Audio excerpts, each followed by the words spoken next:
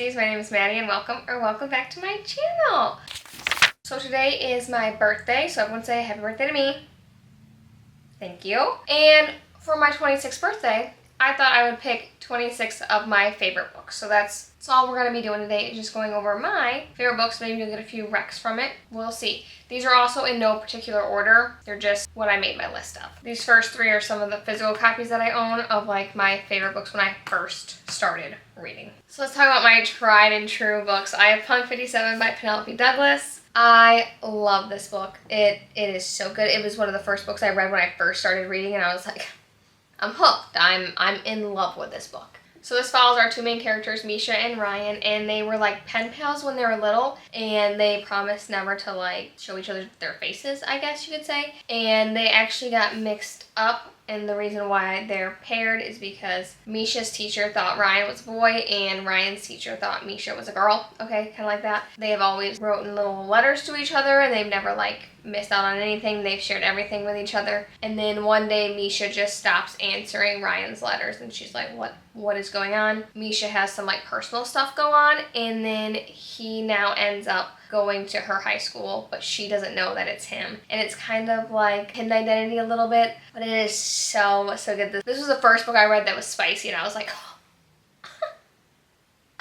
obsessed. And I still think about these two characters to this day. I love it so much, and if you have not picked up a Penelope Douglas book, do so. All of their books are incredible, and this one is no different. Then the book that started my love affair for hockey romances, The Deal by Elle Kennedy. So this follows our two main characters, Hannah and Garrett, and they are both at the same college in the same class, and she is wanting the baseball player or football player, a different sports guy, to like her. And Garrett is really struggling with like his classes, and Hannah's very smart, so he's like, listen, I'll help you get the guy if you help me with this class. And she's like, okay, no problem. It's not like I'm gonna like you at all.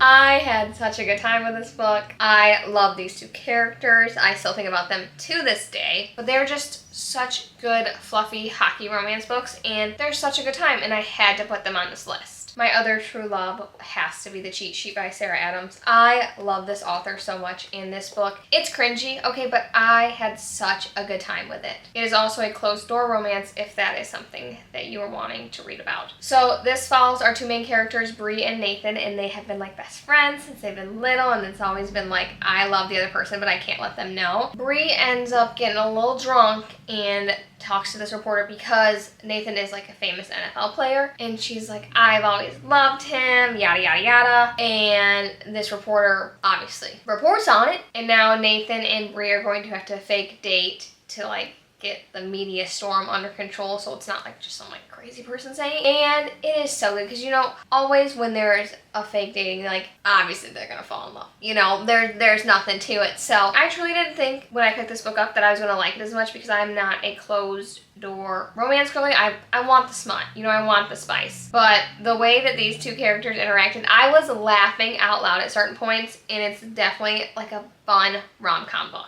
Okay, once I kind of got the ball rolling on those few romances that I fell in love with, I started to deep dive into kind of my dark romance era, so let's cover some of those real quick. So I read Kill Switch by Penelope Douglas. Love this book. You know, I'm not gonna lie, I still think I liked Damon in Corrupt. I know he was not doing the best things, but I was like, I love this tortured little man. So this follows Damon and Winter, and this is the third in the Devil's Night series, and you have to read them in order, I'm pretty sure, because it follows like the same plot line. So Damon comes back because he has been in jail and for doing some things, and the person that put him away is Winter, and he's now out of jail, and he's like, I'm gonna come back and I'm going to ruin your life, and the way I'm gonna do that is by marrying your sister.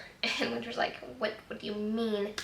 And it's now their kind of relationship, and it is so good. The way Damon loves Winter is how every woman deserves to be loved. That's a little psychotic. Maybe not that far, but like he loves her so much. Winter's blind, and he like teaches her how to drive. I mean, but I can't say enough good things about this book because it did get a lot of hate, okay? He is not the greatest in the first two books, but he comes around, and I loved him. I love a little red flag sometimes. Then I have to talk about The Reaper by Runix. So this book follows Tristan and Marana. This is the second in her Darkverse series. The Predator is the first book, and it also follows these two characters, but I like The Reaper more. The Predator was good, don't get me wrong. It was like a 4.5-star book, I think. And I love the build up to The Reaper. So basically, you're just following Tristan and Marana. She originally is like trying to get something from him. She's super smart. Like, she's up there, you know, she's doing her little computer thing. She's hacking code. She's doing all this stuff. And I think she's trying to get blackmail on Tristan or something along those lines. And he ends up kind of blackmailing her and is like now protecting her. Something along those lines. Okay, I don't want to say too much without giving it away, but it is so good. I loved the plot twist towards the end of the first book, and then how it transfers into the second book. I mean, it was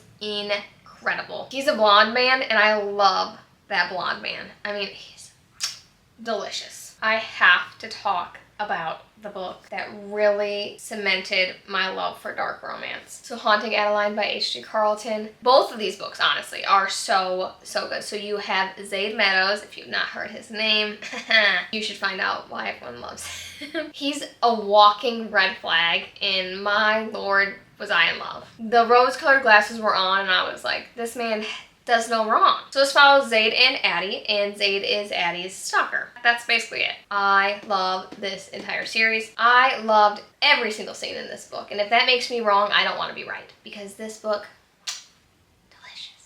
delicious. These next two, I don't really know what to classify them as because they're not like dark romances, but I guess they're like on the darker side. So Darling Venom by Parker S. Huntington. I love this book. I love the quotes in this book. This book hit me at a very like pivotal moment in my life, I guess you could say. And it has stuck with me since then. And it is honestly so much more than a romance. It's so much more than like brother's best friend. Like the romance is truly like in the background. So Charlotte and Keelan, I don't know how to say her best friend's name. I don't know if it's Keelan or Kellen, but they make a promise to each other that they're always going to meet on this certain day, and that's just kind of what their little pact is until the last year of her senior year. Her best friend doesn't make it to their meeting spot, and now she's kind of dealing with that process. Okay, fast forward a few years later, she's out living her life, kind of just going day by day, and then she runs into Tate, which is her best friend's older brother, and they are now going to be like working together, and it is so much more than just like the one spicy scene I got it from. You know, if you read this book, you know the spicy scene I'm talking about, and it's questionable, okay, don't get me wrong, but that's why I wanted to read it. So I was like, oh, it's just gonna be a smutty book.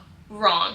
If you're going into this thinking you want just a smutty romance, you better look elsewhere because this is not the book. It is so impactful. It is so hard-hitting. It broke my heart. It put my heart back together, and it is a book that I will continuously think about for the rest of my life, and I think that's all you could ask for when you're reading books. Then I have the Mindfuck series by S.T. Abbey. Incredible. I want to read a book. If you have any recommendations that are like this book, please let me know because I have been looking for a book that has given me this feeling since I've read it. So this follows our two main characters, Lana and Logan. Logan is our FBI agent. He's catching all these killers, okay? And then Lana, our homegirl, she's a serial killer. And we love that for her because if there's one thing I do is I support women's rights and wrongs. She's out people that have done her wrong, specifically men. And these men deserve everything that she does to them. So now Logan doesn't know that Lana is this serial killer that he is looking for. And it's now going to be their relationship. It's 5 short novellas that are like packed into one book. And they're super fast paced to read. I believe they're still all on Kindle Unlimited.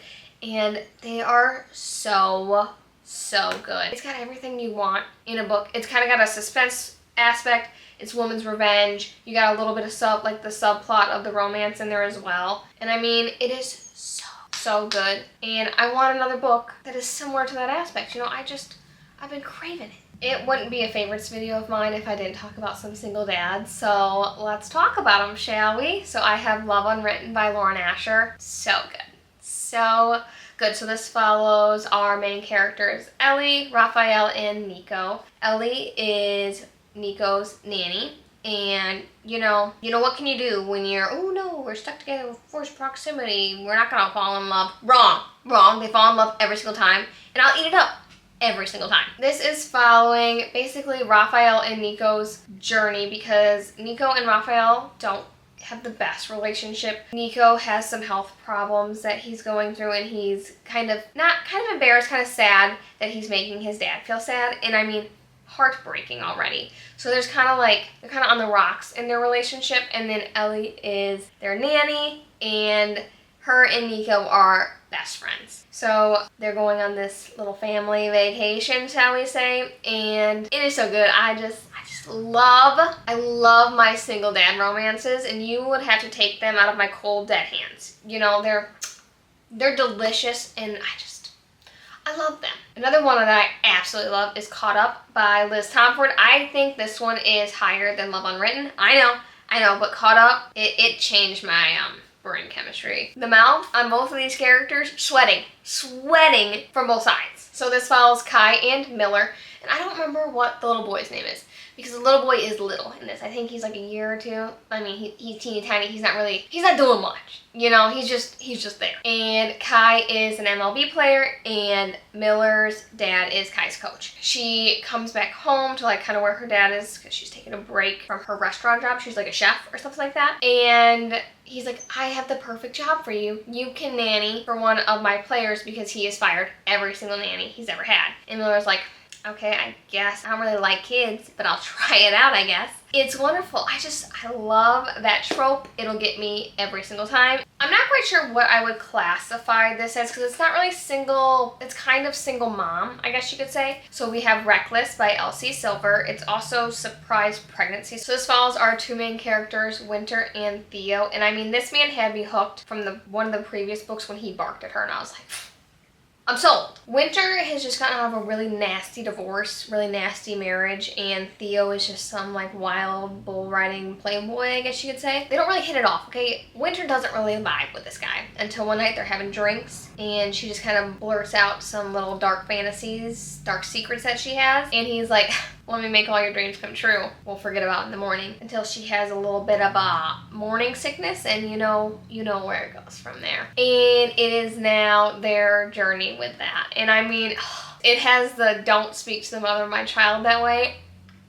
Deceased I am. But, I mean, love this book. Let's throw a horror book in here, shall we? So I have How to Sell a Haunted House by Grady Hendrix. If you are dipping your toes into horror books, I think this one is a phenomenal first book. This has spooky little puppets in it. I can't name Pumpkin, and he's a terror, absolute terror.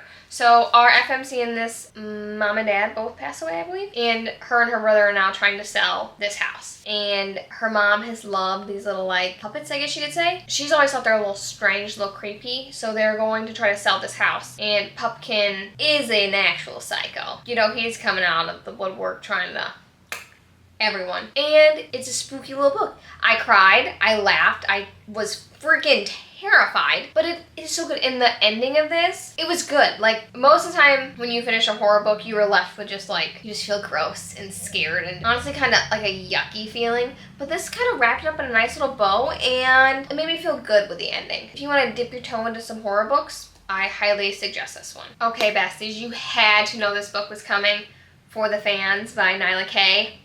I love this book, and it's so sweet. Bestie Casey, I don't have it with me. She bought this book for me. It just unfortunately didn't come in before she came to visit me. So I love you, I love you, I love you. Thank you so much for giving it to me.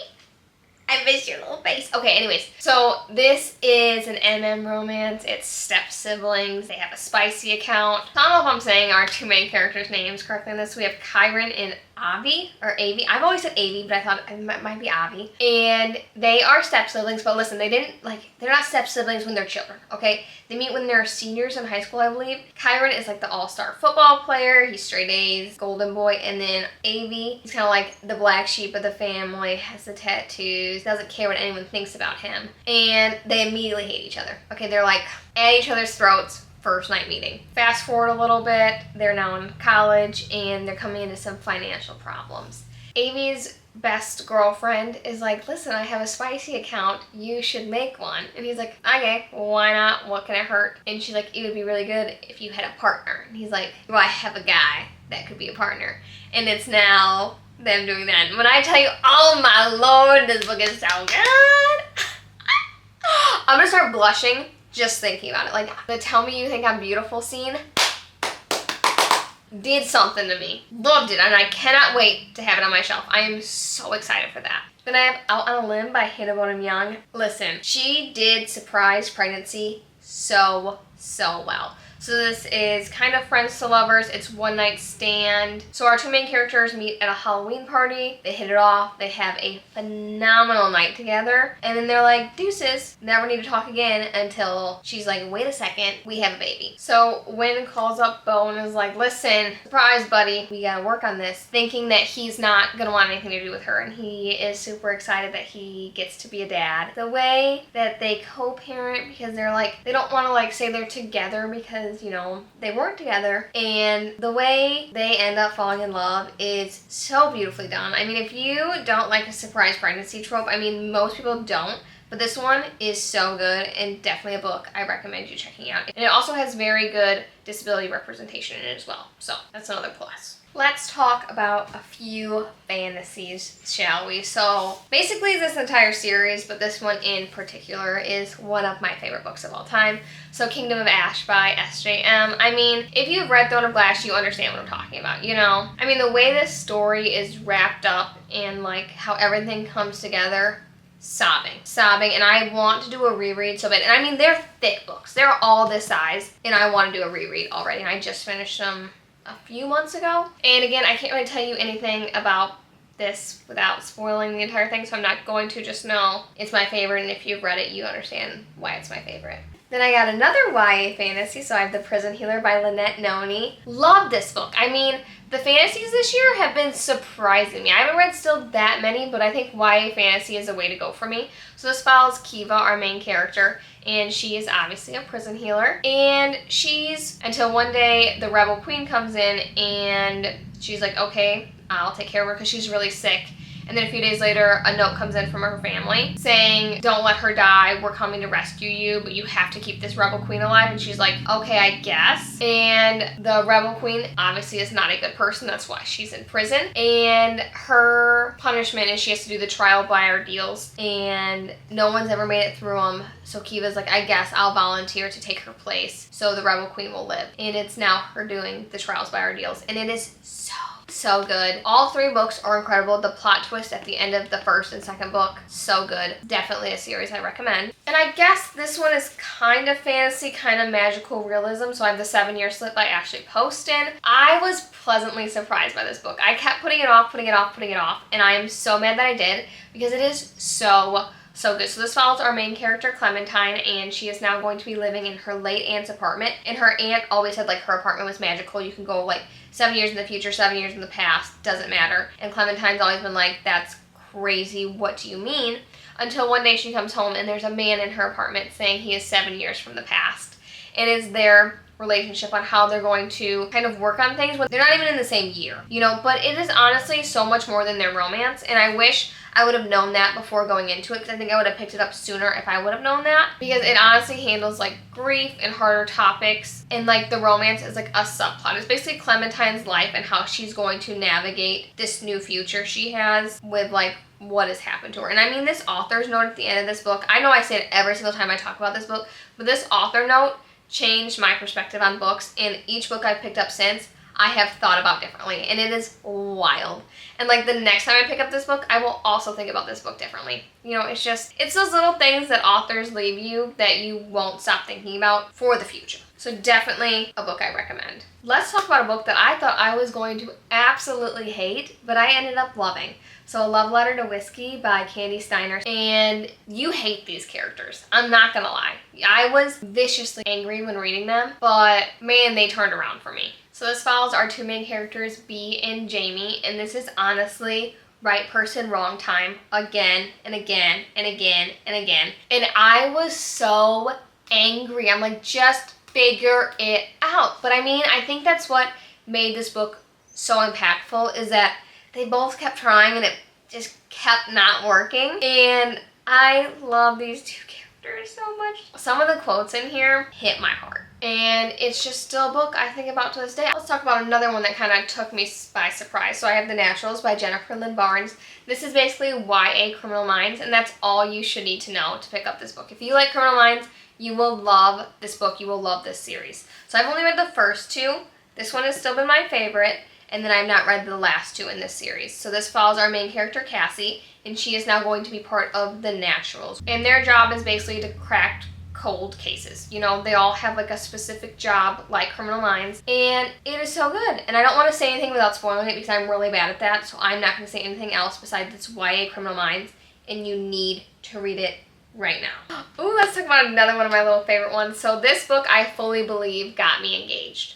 So The Simple Wild by K.A. Tucker. This is also way more than a romance, so going into it, I thought it was just going to be a fluffy little romance book. Wrong. So wrong. So this follows our two main characters, Kala and Jonah, and Kala is going to Alaska where her father lives, because I think she's originally from like Canada or something like that, and her dad is wanting to like reconcile their relationship. Is that the right word? I don't know if that's the right word. If it's not a dictionary, okay? Don't know what to tell you. So she decides to go to Alaska, this super small town where there is legit absolutely nothing, and to get to this small town, you need a bush pilot, which in comes Jonah. And Jonah's like, get this stuck-up girl out of here, and I'm like, don't be rude, but I kind of like it. And it is now going to be their little relationship. But I was reading this book and I was like, oh my gosh, Alaska sounds like an amazing place to visit. Let's do it. I told Zach, I'm like, I really want to go to Alaska one day. And he's like, okay, let's go. So we booked our trip and he proposed to me when we were in Alaska. So this book will always have a special little place in my heart. Another little cowboy romance. So Swift and Saddle by Lila Sage. Love this book. Small town, cowboy romance, black cat, golden retriever energy. So good. So this follows our two main characters, Ada and Weston. Ada is a big city girl. I believe she is an interior designer or something along those lines. And she's getting out of a really bad relationship. And Weston hires her to fix something on the range. And she shows up into town, sees this super handsome cowboy, and was like, let me take him for a spin. Come to find out that's Weston and her new boss. And she's like, we are keeping these lines strict and straight. We're not crossing anything. But you know, when anyone says we're not crossing those lines, the lines are always crossed. They're zigzagging. But I'm always having a good time with him. So that's basically it. It's just a small town cowboy romance, and I love these two characters. I love that it was more than just like a fluffy little romance. They like felt like real people to me, and I love them, and I love the black cat golden retriever energy. I'll eat it up every single time. So this is a new favorite for me. I don't even know if I rated this book 5 stars, but I need to change that rating because I still think about these two characters every single day. So this follows our two main characters, Cole and Silver, and it's step siblings, you know, we're not crossing those lines. And he's a walking red flag. Like, he is a psychopath, but I love him. This is basically just their kind of little romance. It's part of the Royal Elite series, and it kind of has a suspense aspect to it because you get Cole and Silver's point of view, and then you also get Dollmaster's point of view in this, which is Silver's stalker. And it's them kind of figuring out who it is, why they're doing it, things like that. But, I mean, I love him. And you know, sometimes you love who you love. You can't change it. Then I have Binding 13 by Chloe Walsh. Listen, I loved Binding and Keeping 13. And I honestly would have read 700 more pages of each book. I mean, they're thick books, but I would have read their story 3,000 more times. I mean, I love these two characters. So this follows Johnny and Shannon. And it is a rougher book, okay? I don't know if it's YA, but they're young in this, but search up your trigger warnings if you need to do that because it handles some hard things. Johnny is this big rugby player at this boarding school, and Shannon is this very meek, quiet, very sheltered. She just keeps to herself. She doesn't want to ruffle any feathers. And she is now at this new school with Johnny, and Johnny just can't help but be drawn to her, and it is their relationship, and I love these two books so much. This book deserves all the hype that it gets, and it is a beautifully done book, and I cannot wait to get to the rest of the series. Then I have Final Offer by Lauren Asher. Lauren Asher's writing is phenomenal. I have loved all of her books besides one, but we're not going to talk about that one, and they're great little books. They're usually fluffy little romances, but this one handles something very different, and I loved how this one was done. This follows Cal and Alana, and they had a relationship when they were younger at this summer house. And Cal goes through some very hard things. Search of your trigger warnings if you need to do that. And he's just struggling with himself, and him and Alana end up not working, and he just dips. And now in order to get his inheritance, he needs to sell this summer house that Alana is now living in. And she's like, you are not selling my house, this is my house. And they're now going to fix up this house to sell it, and they both kind of get the profits, things like that. And it's that second chance, it's the always been you. I mean, what more could you ask for in a book? Loved every single page of this book. Definitely a book I recommend. Then one of my new favorites, I have Just for the Summer by Abby Jimenez. Love this book. I mean, there's a reason why so many people talk about this book. I love the first two in the series, but this one I think takes the cake. So this follows Emma and Justin, and Emma and Justin both think they're cursed. So each time they go on a date, after the date ends, the person that they went on the date with ends up finding like their one true love, and it's obviously not Emma or Justin. And so they're like, why don't we fake date, break the curse, and then the next person we date will be our one true love. And it is so good. The way Justin loves in this book is, it speaks to my heart. He spoke to me in this book. Love him. And the things that Emma's going through, I mean, I feel like it's done with such grace, and it felt so real, and like it didn't feel like I was reading about two made up characters. Like this was just not words on pages. It was so much more, and there's a reason why so many people talk about this book. I just finished it a few weeks ago, and I will continuously think about this book.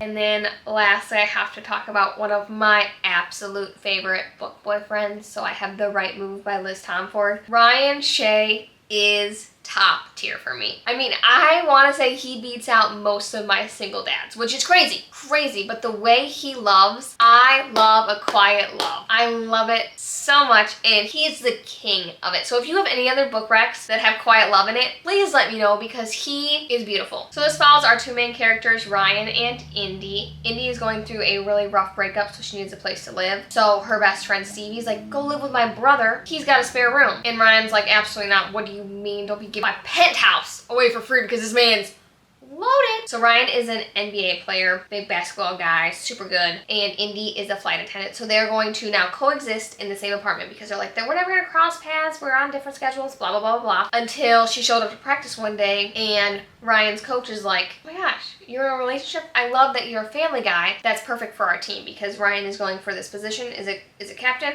I don't know if it's captain. Something important on the team. And so they're now going to fake date. And the way this man loves her, I don't even know what else to say besides it's wonderful. I mean, I loved it so much. He is honestly my book boyfriend blueprint, and he is one that I would love to have in real life. Like Zayd Meadows, love him. In real life, get the hell out of here. You know. But Ryan Shea, love him with my whole entire heart. So those were my 26 books for my 26th birthday. I went through a lot of books, so hopefully you got a few book recommendations that you want to put on your TBR. And yeah, so thank you so much for watching today's video. Make sure to like and subscribe, and I'll see you in my next one. Love yous.